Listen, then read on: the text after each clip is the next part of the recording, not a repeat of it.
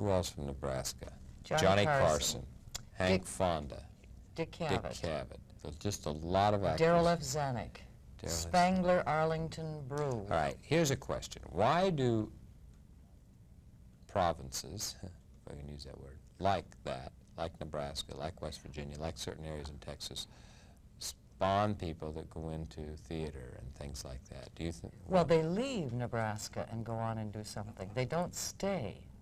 Well, I mean, if you're going to be in, let's face it, if you're going to be in the film business, you can't do it in Nebraska. I can't. If Listen, you got to go where the coal is. Not necessarily. That's what my daddy told me. Well, lightning's not going to hit me in West Virginia. Right now, let me tell you this. If I want to be on fire, you know, you got to go where the coal is. What? If you don't get to Hollywood, Hollywood will come to you. For example, we just did, I just made my first movie with Art Carney, Boys Town. Columbia Pictures came to Omaha. They're remaking Boys Town? They did. Well, it's a modern day version. Boys Town?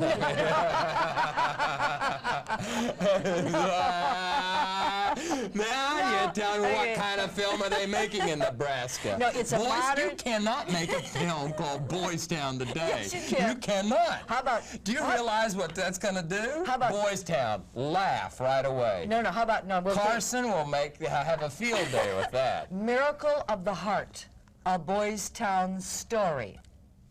Now you look for it. It'll play well on Santa Monica Boulevard. we won't let it be aired there. You look for me. I am a nurse, and Art Carney gets to kiss me. The point I'm making is you don't necessarily have to go to New York. You don't have to go to Hollywood. You can do it in Lincoln, Nebraska. I agree completely. Today, that used not to. Now there were places in that's happened to. I read about an actress down in Texas where that happened to. That they will. If you got talent and everything, they'll find you. They'll find you. But I still say that if I'm sitting down in Beckley, West Virginia, looking for a casting director to audition for, I'm going to have to look at a hell of a lot of coal mines to find one, and I ain't never going to come up and find one. You really do have to get out where the coal is, where your particular coal is. Now, fortune has smiled upon you, and you are going to be the star of a film called Boys Town, and I'm anxious to see it, as we all are. Boys Town. What if it winds up on the cutting room floor, my little scene where Art Carney kisses me? What if that gets cut out? But if he's kissing you, do you think they'll cut it out? Well, I don't know. That's a big thing. Does he kiss a lot of women? Well, no, he kissed me a lot. We had to redo the scene.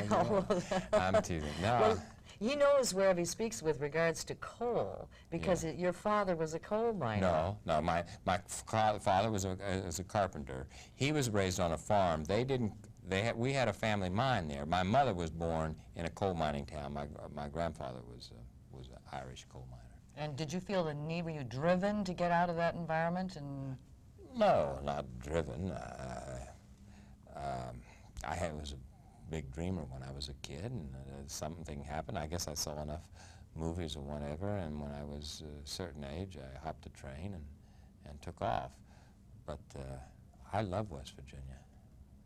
But you like Hollywood better? No. Really? No. Are we talking? What are we talking about? Are we talking in terms of work? I work here. Yeah. But in terms of each place has its own beauty and its own. There's some wonderful things. Listen, this is the only place you can ski. You can water ski the same day. You know, get a suntan and then go up into the mountains. It's a wonderful place out here. But I also like the green hills of where those mountains back there. You know, he got his Ph.D., Dr. David Selby. What did you get your degree in? We're not. No, hey, you deserve it. You earned it. Let's call you. She is out to get me, folks. No, she is gonna. The only person who could possibly appreciate this discussion about this degree is my mother, and unfortunately, your signal probably doesn't carry to Morgantown, West Virginia. We have a big signal, a very large signal. I do. What do you have it in? I got a degree, and I'm not sure, but I took a lot of theater courses,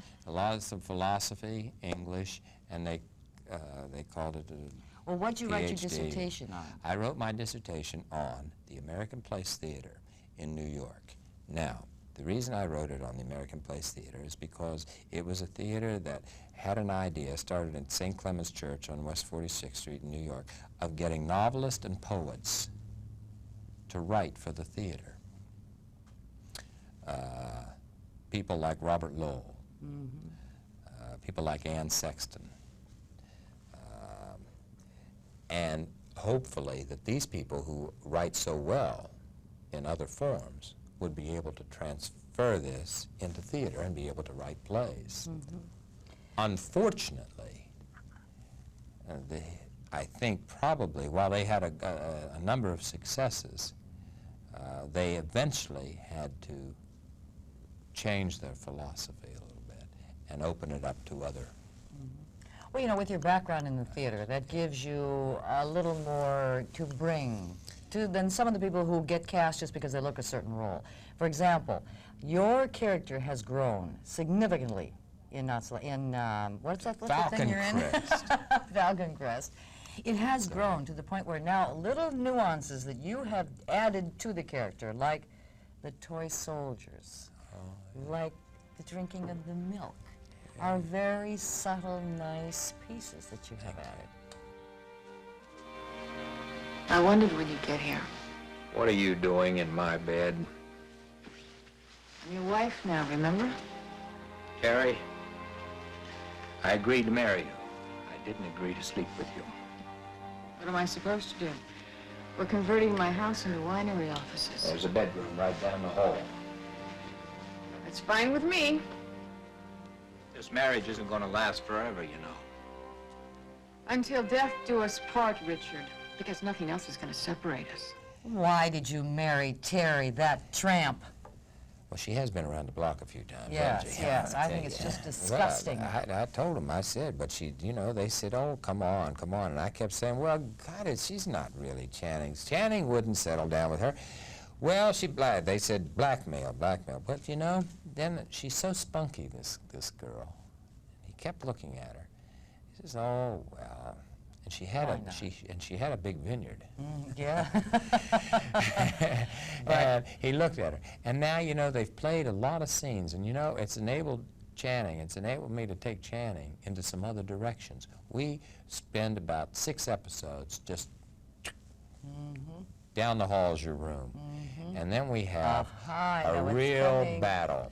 Oh, it's fun. We built the whole scene, and I had them throwing fruit at each other, and it's a whole thing. And I think it's a good scene. It's in episode 20, and I pick her up over my head. It's what it is. It's another way to get into a love scene. From the back door, as it were. Yes, yes. Well, you've made that marriage now, and if you took the vows, till death do you part. Yeah, I know. That's a little frightening, isn't it? We'll see what evolves. We'll see what the end of the season watch Falcon Crest to find out. Right. What is it? David On Falcon Crest, that's a dangerous thing, isn't it? Yes, yes. She could. David Selby, of course, he's Richard Channing on Falcon Crest right here in Tennille. A pleasure to meet you, Doc. Listen, I love it. You earned it, you deserved it, and people should give you credit for it. But I don't require, when you write to me, I don't require the doctor? No, you don't have to put that on, but if you want to. Okay. Okay. Thank you very much. Please stay with us. The morning show will be coming back in just a second.